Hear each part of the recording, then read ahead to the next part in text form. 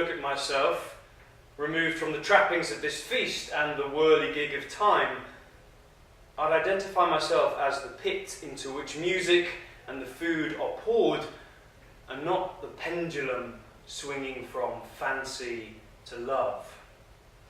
Those idle emotions are for the lesser people. They're not of my element. And I think you'll find that I meant it when I told Cesario that I'd hit it and quit it. For fair Olivia's nothing but that to me, though my opening gambit would suggest otherwise. But to all the dukes out there, don't you sympathise? That's the way a player's got to be. A true Elizabethan G, that's I, Orsino, and I don't care for the term misogyny, because in the 21st century I'm a relic, see? What T. Nunn did was to subtract the sinister, make me young and minister to my charm, offensive. I'm a businessman, and I shall have share in this most happy wreck, not countenance a play where I'm left below the deck. Give me excess of it. I never wanted more than to be Sir Toby's playmate, not to be his bore. I've not his stature or his modes of speech, but I can reach higher.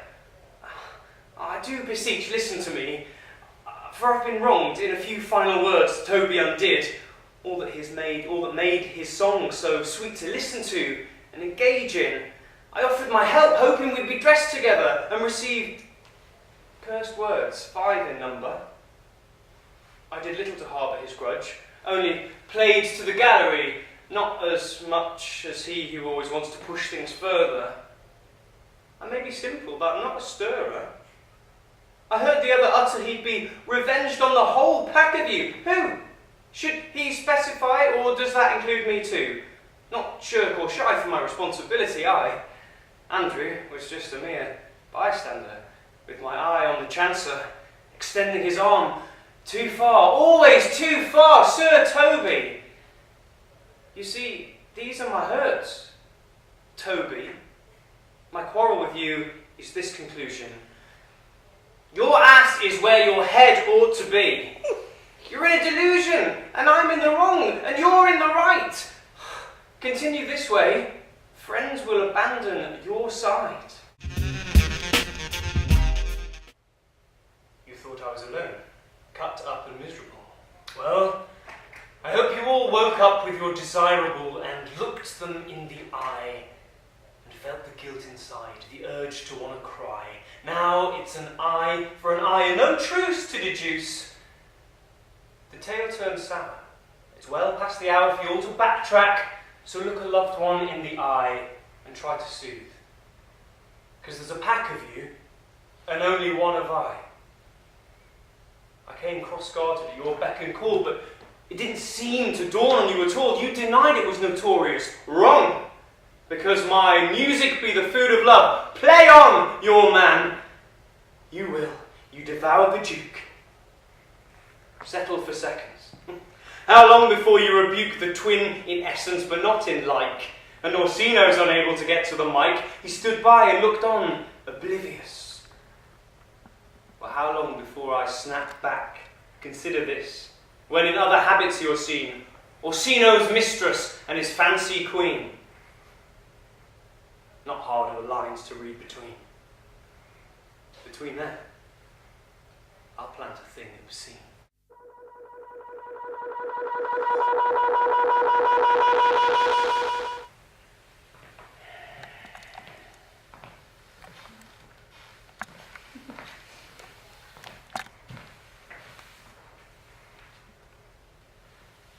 Another device of hard-penned whimsy. My role is clear, my character flimsy. Appearing halfway for the great letter game. Let 3 become 4, a quartet of high fame. Oh yes, with talk of hard knots and time untangling, this web of deception, Maria's conception of a plan to unseat this senior steward. And I came to facilitate such a concoction, for Feste is not given to such delights, or present laughter. I, Fabian, under my master Malvolio, he, with his rules and his charters, must be fed his medicine, or poison, to reduce his high-minded ways. Therefore, My purpose is as an anti-feste. I'm the man who can laugh. Feste? Not part of his mentality. It's not his kind of humour. But when Sir Toby goes too far, who is the cure to this cancerous tumour? Of revenge and ill thought? Wrong wrought in the steward's mind. Entreat him to a peace is what I must find. Left behind to clear up the mess that everyone's made. Again.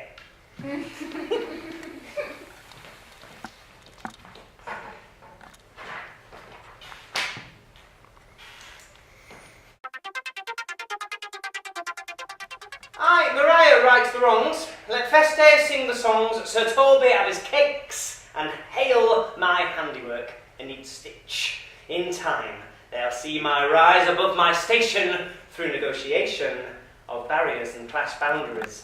Bonding with the bounders of the peace seems to give me peace of mind. Yet I cannot tell wherefore those two fools admire my skill, but only in their manly animal. Terms such as beagle through red. Why, I've got a head that neither one can countenance. I'll weave a web and ensnare as great a fly as Malvolio. So he wrongs me not. He wrongs Sir Toby's thirst for rebels. I will not remain on this level to amend. I must settle for a bunk shared with a drunk, sunk below his station, but high-born enough for me to lay on. Malvolio I'll push to madness, and in such sadness I'll clamber unto the topmost rung. Who wrote the words that ring in your head, long past the show and tucked up in bed? Some are born great, some achieve greatness, and some have greatness thrust upon them. From the pen of Maria, that's who, dear, and achieve such greatness, shall I whisper the improbable fiction in one ear and write out the other.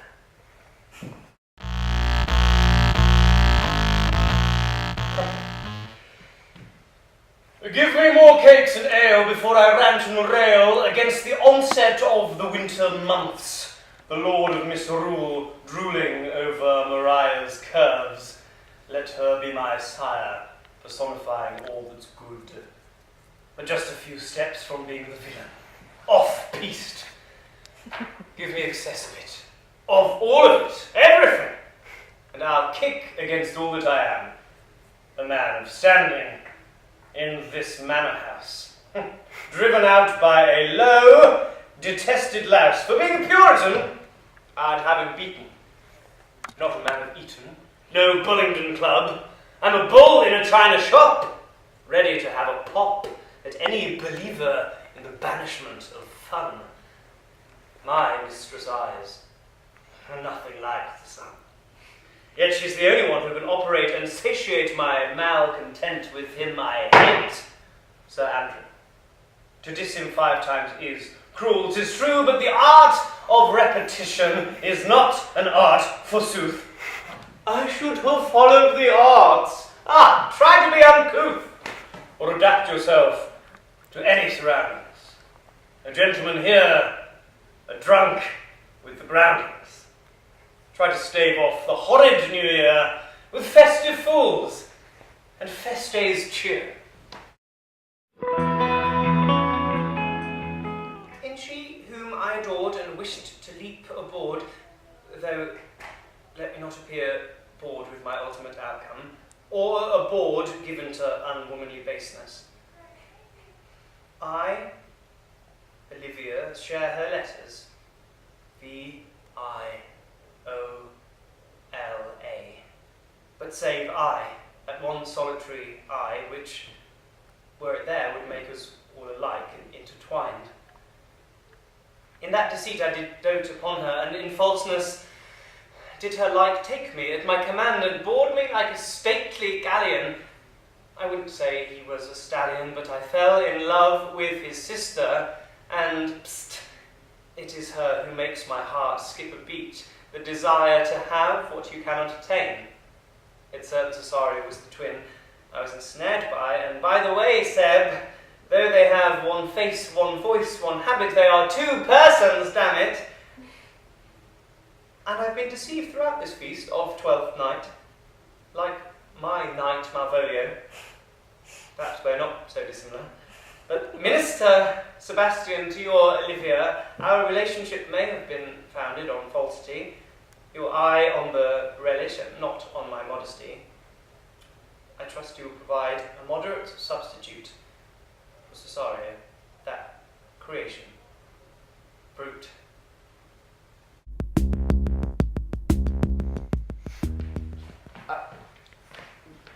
What's my motivation? To whom do I owe my love? And where and how is this directed? Is it reflected with pangs of romance, or the curse of a man cast in a trance? No one could deny witchcraft drew me hither, and dither did Sebastian owe the fate of his sister. Did tell me he missed her, a wreck past hope, and hope lost in that wreck. But I breathed new life into his lungs, mouth to mouth on shore, only to be ignored once more when I snatched him, rapier-like, out of the jaws of death. I did not know of Viola's deception, but just suppose it was me, and not Olivia, to receive the rapturous reception of Sebastian's love, not mere gratitude. I'm cast as a lover, that's my attitude, full of a fiery past, so the Duke pursued me. A tale untold, saved for a rainy day. For the rain, it pelts down on deck and now on every shore. The company of men did make me this way. But out of convention and out of your text, I'm left to question what will come next, because my path is unclear and my present a mystery. Am I to be the third wheel consigned to turn in misery?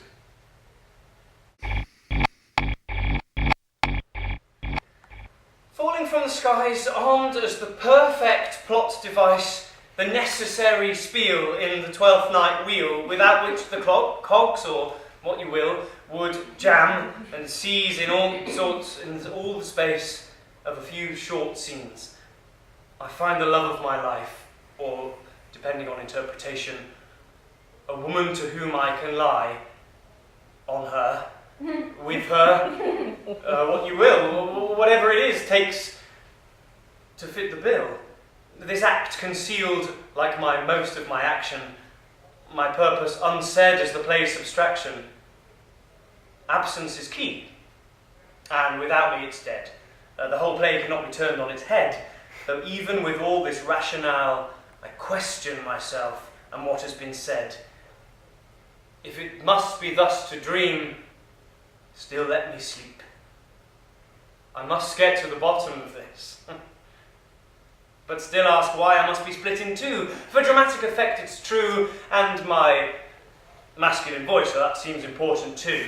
For when I speak with my sister, that is, we're the only couple who won't go amiss. Time thou must untangle this, and time it has, and given me cause for celebration, for the adulation that I have for my other half. How the male and female have been married in her. And now I quit the aftermath.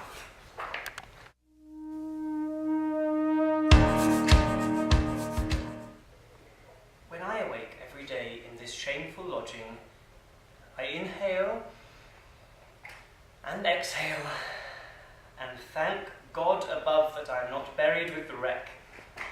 But then why with these powers of concealment, hell-bent on deceiving the Lord I dote upon, with every emoticon, do the elements of earth and air conspire against me? On water I float, through fire did the captain bewitch my form, and so it seems I am the man. I am the man. But like the man I dote upon, I am doomed to be doted upon in turn. Olivia likes it, and she wants to put a ring on it, a gaping O encasing the third finger of my left hand. But there's the rub, for between my thighs is the gaping O. No one seems to know, and yo ho ho, if they did know, our 12th night would resume its order, and we could all see each other playing. Me? I'm no plain Jane. I'm extraordinary. A shapeshifter Shakespeare created. Frankenstein and his monster rolled into one. My mistress with a monster is not in love. She can't believe in love. My master loves her dearly, but that's another predicament. I may be heaven, sent to rub salt water in the eyes of this island of fools, but not even I can calculate this conundrum. The clock is ticking, the wheel is turning, confined to his marriage of convenience. The rest is silence.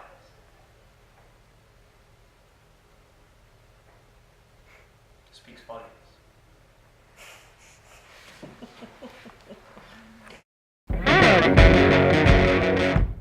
Let mine eyes not see any more of the story. I'll bookend it and provide where provisions are needed. Washed up ashore, I came to realise that this was not some blasted dead-end desert. This is Illyria. This is a present, a gift for me to wrap up the past, the hardship and the drama of the ocean vast. The lady by my side makes a simple request, to take clothes and be mute. Well, that's what I do best, though not to the lady of that age or nature. I'm a freewheeling lover, not some dirty old lecher. And so she sailed off, not in the literal sense. What could I do with a maid's clothes and expense? Why, I took to the town in her very gown and wowed the menfolk with my hoedown. I'd always been a loyal and trusty sailor, but now back home could see the sea had been my jailer. Tossed, windswept, and interesting. I sold Viola's garments for some wood and some string, and fashioned from these a makeshift lute, which drew to my chambers, such was my repute, every man of that persuasion some pursuit. When the call came for, the captain that did bring me first on shore, "It's already Act 5, he called for a snore." I rushed to the centre of Illyria to retrieve my maid's garments in exchange for my well-worn lute. So, that's the captain's tale. Untold before, about what I did after coming ashore, whoring and boarding with the menfolk, matching some yellow-bellied fellows' garters to the colour of egg yolk.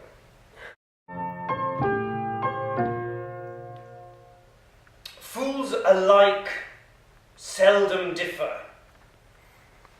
Where do I fit in? Laugh at me.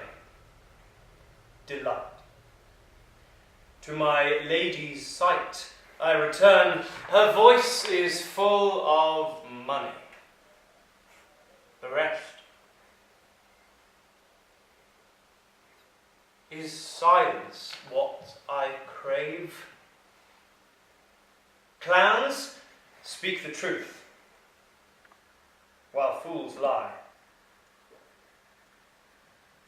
They tell tall tales,